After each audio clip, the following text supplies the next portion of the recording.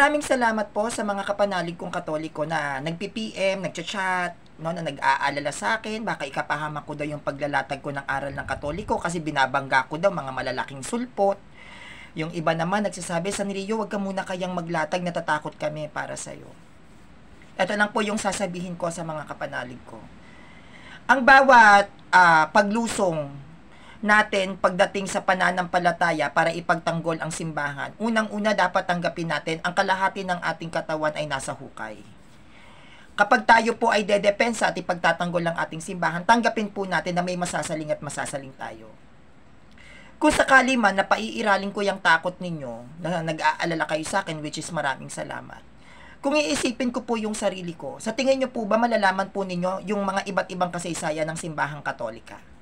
Hindi po ba't hindi? Ganun po talaga. May mga bagay na kailangan kong isakripisyo. May mga bagay na kailangan kong ibuwis. May mga bagay na kailangan kong ibigay kahit na alam ko na ikakapahamak to sa sarili ko, ng sarili ko. Bakit? Ganun naman po eh.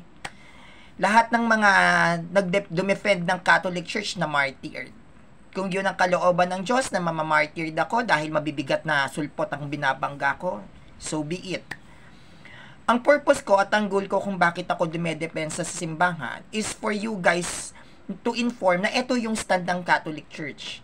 At nakikita ko naman po yung nagiging bunga. Maraming mga Katoliko na nagiging matatag, maraming mga Katoliko na nagkakaroon ng tapang at lakas na ng loob para i-defend ang Church, ang Catholic Church. Ano pa po ba yung dapat kong ikatakot?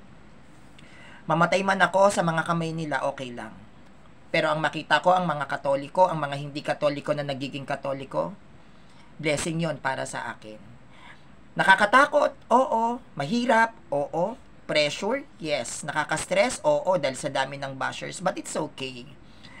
Habang tinitignan ko yung mga Katoliko sa paligid ko at nag-e-enjoy sila kung paano sila lumalaban sa mga protestante, masaya ako.